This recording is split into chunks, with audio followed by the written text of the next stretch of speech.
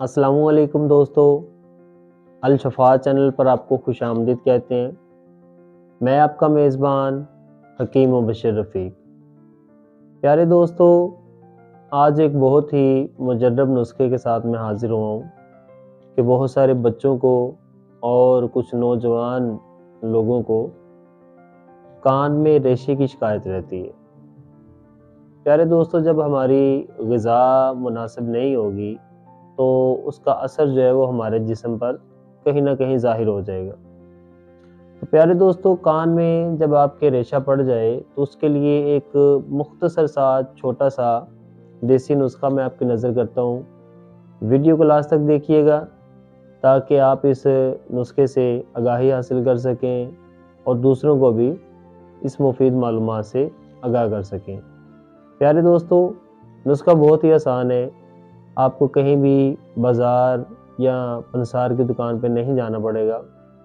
आसान सा नुस्ख़ा है, आप इसे घर में ही तैयार कर सकते हैं। आपने 3 तुरियाँ जो हैं वो आपने लहसुन की लेनी है, उसके छोटे-छोटे पीस कर लेने हैं और तकरीबन 5 चम्मच जो है वो आपने सरसों का तेल लेना है। सरसों का तेल भी आपको घर से मुयस्सर होगा। आपने उन 3 तुरियों को जो आपने छोटे-छोटे पीस किए, उस तेल के अंदर डाल देना है और उसको अच्छी तरह से आपने पकाना है। जब वो थूम की तुरियाँ जो हैं, वो ब्राउन हो जाएँ, महसूस हो आपको कि वो जल गई हैं, तो आपने उसको उतार लेना है और उसको छान कर आपने 2 कतरे सुबह, 2 कतरे दोपहर को और 2 कतरे रात को इस्तेमाल करने हैं। इंशाअल्लाह 5 दिन के इस्तेमाल से आपका ये जो कान का रेशा है, ये मुकम्मल तौर पर ख़त्म हो जाएगा।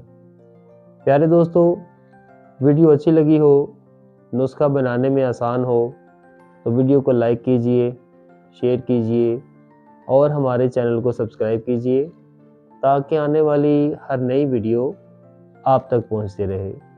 मिलते हैं एक नई वीडियो के साथ। अपने मेज़बान हकीम मुबश्शिर रफ़ीक को इजाज़त दीजिए। अल्लाह हाफ़िज़।